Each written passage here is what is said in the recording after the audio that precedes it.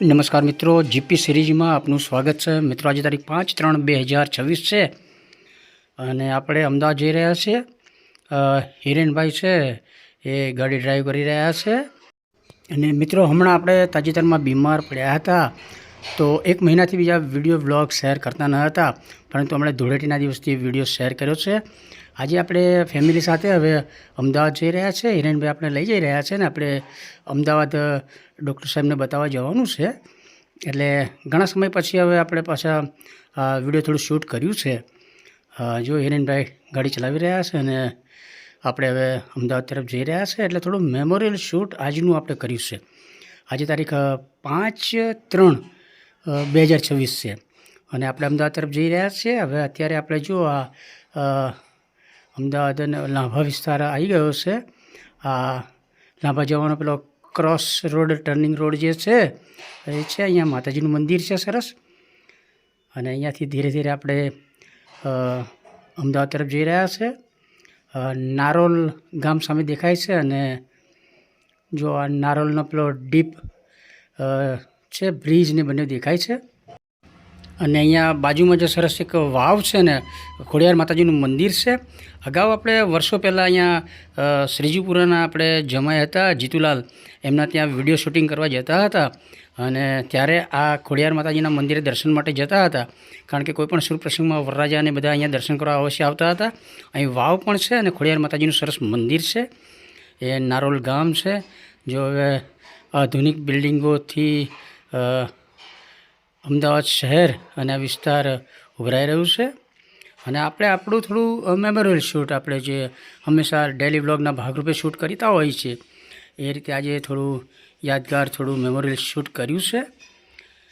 હવે આપણે નારોલ ચોકડે આવી ગયા છીએ અને અહીંયાથી ટર્નિંગ લઈ અને નારોલથી આપણે વિશાલા તરફ જઈ રહ્યા છીએ। હવે તમે વિકાસની વાટે આપણે અહીંયા જોયું કે નારોલથી વિશાલા સુધી ભવ્ય વિશાળ મોટો લાંબો પહોળો બ્રિજ બની રહ્યો છે, એટલે આ વિકાસનું થોડું યાદગાર વિડીયો આપણે શૂટ કર્યું છે, કારણ કે વર્ષો પછી હવે આ જગ્યાએ બ્રિજ બની ગયો છે અને આપણે અહીંથી પસાર થઈ રહ્યા હતા તો થોડું યાદગાર મેમોરિયલ શૂટ કર્યું છે। ડેવલપમેન્ટ જે થઈ રહ્યું છે એને આપણે સાક્ષી છીએ। અગાઉ આપણે મેટ્રો રેલ પ્રોજેક્ટ છે એનું પણ આ બધું ઘણું શૂટ કરેલું 5-1 વર્ષ પહેલાં, અને આજે 5/3/2026ના દિવસે જો આ સરસ બ્રિજની કામગીરી ચાલુ છે। નારોલ સર્કલથી વિશાલા વચ્ચેનું અંદાજિત 7થી 8 કિલોમીટરનું અંતર છે અને આ સરખેજ સુધી આ બધું વિકાસની આ કેડી લંબાવવાની છે, એટલે આ બ્રિજ થવાથી ઘણો બધો ફાયદો થવાનો છે કે આપણે આ જે નાના વાહનો છે, સ્કૂટર છે, રિક્ષા છે, એ અને મોટા વાહનો બે ડિવાઈડ થઈ જશે, એટલે નાના વાહનો આપણે નીચેથી પસાર થશે અને જે હેવી વાહનો છે એ બધા ઉપરથી પસાર થશે। 6 લેન એલિવેટેડ કોરિડોર પ્રોજેક્ટ અંતર્ગત આ સરસ ભવ્ય વિશાળ લાંબો પહોળો મોટો બ્રિજનું નિર્માણ થાય છે, અને આપણે હંમેશા થોડી જાણકારી માટે આપણા મિત્રો અને જે આપણા સર્કલના બધા જે છે એમને થોડો આ જે આધુનિક વિકાસ થઈ રહ્યો છે એની જાણકારી મળે, એટલે એક આપણને શોખ છે અને એ રીતે આપણે આ બધા વિડીયો શૂટ કરીએ છીએ। તમે જુઓ છો લગભગ 7-8 કિલોમીટરનું આ અંતર છે।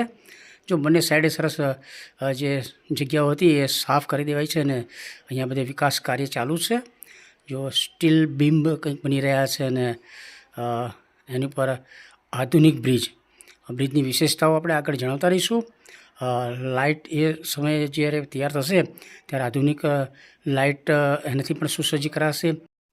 આ ઉપરાંત ધ્વનિ પ્રદૂષણ પણ થોડું ઓછું થાય એવું પણ વ્યવસ્થા કંઈક થનાર છે, અને અહીંયા જો આ જે બીમ છે એ સ્ટીલ બીમ બની રહ્યા છે અને કોન્ક્રીટ ગડર્સ દ્વારા આ બ્રિજનું નિર્માણ થવાનું છે। અને મિત્રો આપણા જીપી સિરીઝમાં આપણે જે વિકાસ થતો હોય એ બધાનું યાદગાર શૂટ હંમેશા કરીએ છીએ, અને ખેડાની આજુબાજુ તો આપણે તમે જુઓ તો આપણા જીપી સિરીઝના જૂના બધા વિડીયો જુઓ તો ખેડામાં અત્યારે જે વિકસિત ખેડા છે, વિકાસ થઈ ગયો છે, એ પહેલાં કેવું હતું એ બધું આપણા વિડીયોમાં જોવા મળશે।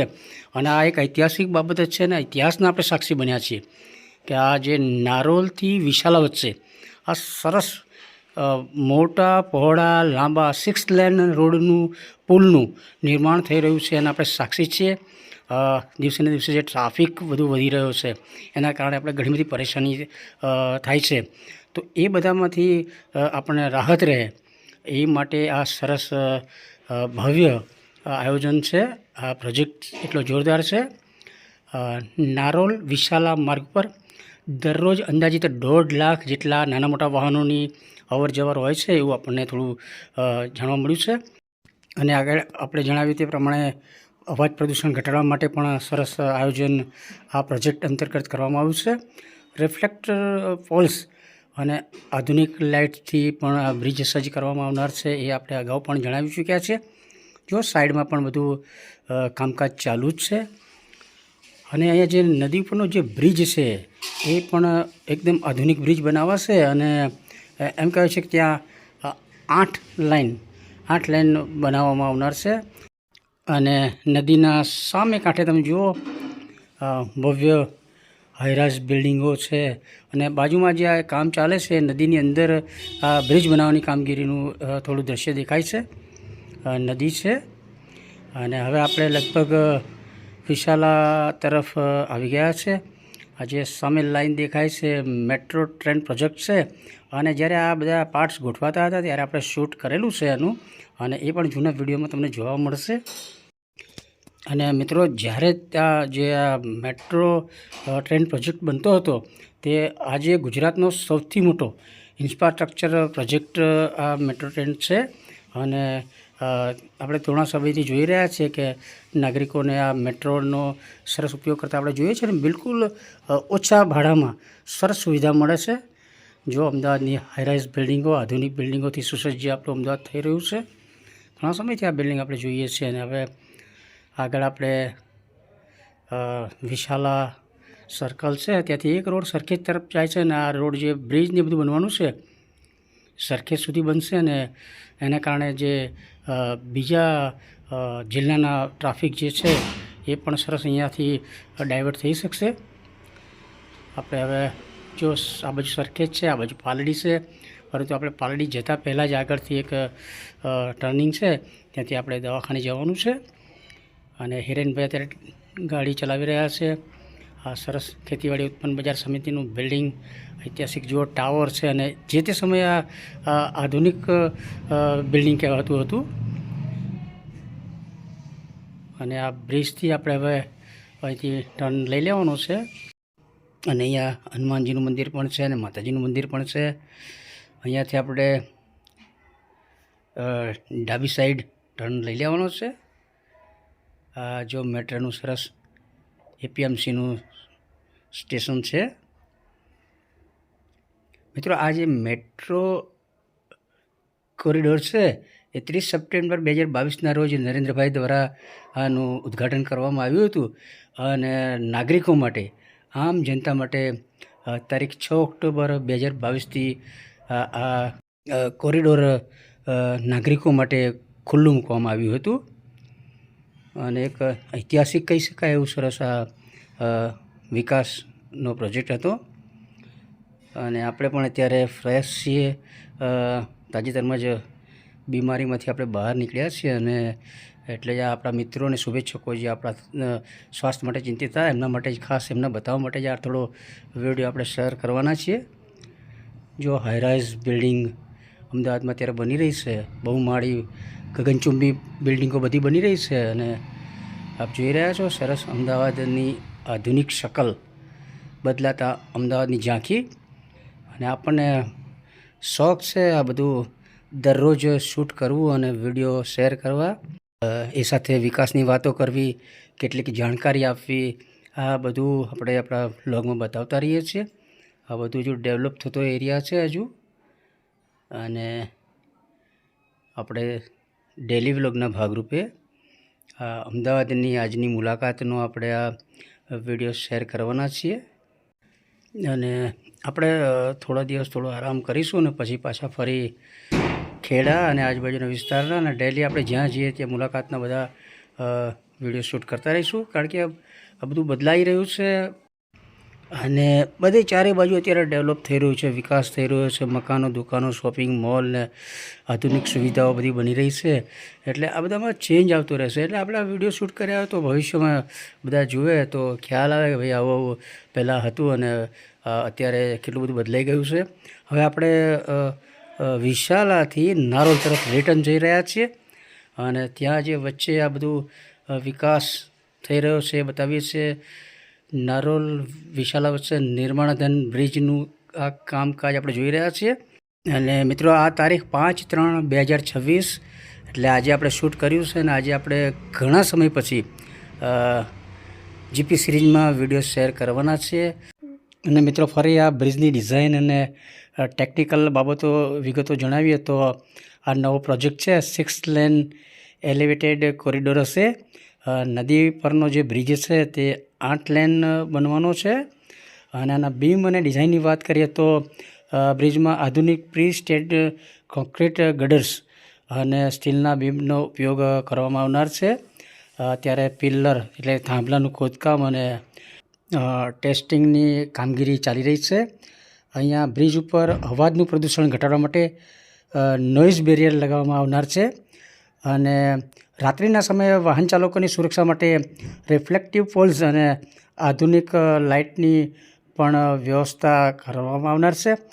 અને આપણને પ્રાપ્ત માહિતી પ્રમાણે આ સમગ્ર પ્રોજેક્ટ અંદાજિત ખર્ચ લગભગ 1,295 કરોડ જેવો થનાર છે એવું જાણવા મળ્યું છે. અને આ ગતિશક્તિ પ્રોજેક્ટ છે અને આ પ્રોજેક્ટ PM ગતિશક્તિ અંતર્ગત કેન્દ્ર સરકાર અને national highway authorities of India દ્વારા મંજૂર કરવામાં આવ્યો છે. આ પ્રોજેક્ટ લગભગ 2027 સુધીમાં પૂર્ણ થશે એવી આશા વ્યક્ત કરાઈ છે. આ પ્રોજેક્ટના કારણે મિક્સ ટ્રાફિક જે સ્કૂટર, રિક્ષા અને મોટા વાહનોને એ ટ્રાફિક બધો અલગ થશે અને એના કારણે આપણે વાહન ચાલકોને પણ આધુનિક સારી સુવિધા પણ મળી રહેશે. અને આ નારોલ જંકશનથી સરખેજ જંકશન સુધી આખો જે એલિવેટેડ કોરિડોર લગભગ 10 કિલોમીટર કરતાં વધારે લંબાઈ ધરાવતો આ કોરિડોર પ્રોજેક્ટ છે. અને મિત્રો આજે આપણે અમદાવાદ ગયા તો સરસ નારોલ અને વિશાલા વચ્ચે જે બ્રિજની કામગીરી ચાલુ છે એનું યાદગાર થોડું શૂટ કરી લીધું છે. હજુ તમે જુઓ આ બાજુમાં જે રોડની આજુબાજુ જગ્યા છે ત્યાં પણ બધી કામગીરી ચાલુ છે. અને હવે આપણે નારોલ સર્કલ તરફ જઈ રહ્યા છીએ. અત્યારે હવે સામે જ આ જે બ્રિજ દેખાય છે ત્યાંથી આપણે ડાબી સાઈડ નીચે જવાનું છે અને ત્યાંથી સીધા આગળ જઈ અને નારોલ પેલું સર્કલ કહેવાય છે એ જગ્યા આવશે. એટલે ત્યાંથી આપણે જમણી સાઈડ ખેડા તરફ જવાનું છે. અને અહીંયા એક સરસ નારોલ ચોકડી પર હનુમાનજીનું સરસ મંદિર છે. અને આપણે આ હનુમાનજી મંદિરનો વિડીયો લગભગ 1-1.5 વર્ષ અગાઉ હનુમાન દાદાની સ્ટોરી બધી આપણે એક વિડીયો વ્લોગમાં શેર કરી હતી. અને આપણે અહીંયાથી નીકળીએ તો હંમેશા વાહનમાં બેઠેલા હોય તો પણ હનુમાન દાદાના દર્શન કરીએ છીએ. આજુબાજુથી દરરોજ સેંકડોની સંખ્યામાં શ્રદ્ધાળુઓ હનુમાન દાદાના દર્શન કરી અને પછી પોતાના ધંધા રોજગાર અર્થે જાય છે. નારોલ સર્કલ ચોકડી અહીંયાથી આપણે હવે જમણી સાઈડ ખેડા તરફ જવાનું છે. તો મિત્રો આજે આપણે 5/3/2026ના દિવસે અમદાવાદ આવ્યા હતા અને 1 મહિનાથી આપણે વિડીયો વ્લોગ શેર કર્યા ન હતા. એટલે ડેલી વ્લોગના ભાગરૂપે આજે આપણે નારોલથી વિશાલ અને સરખેજનો જે નવા કોરિડોર પ્રોજેક્ટ છે એનો વિડીયો શેર કરી છે. વિડીયો ગમે તો લાઈક કરો અને જીપી સિરીઝ ચેનલ સબસ્ક્રાઈબ કરો. વિડીયો સારો લાગ્યો હોય તો એને શેર કરો. જય હિન્દ, વંદે ગુજરાત.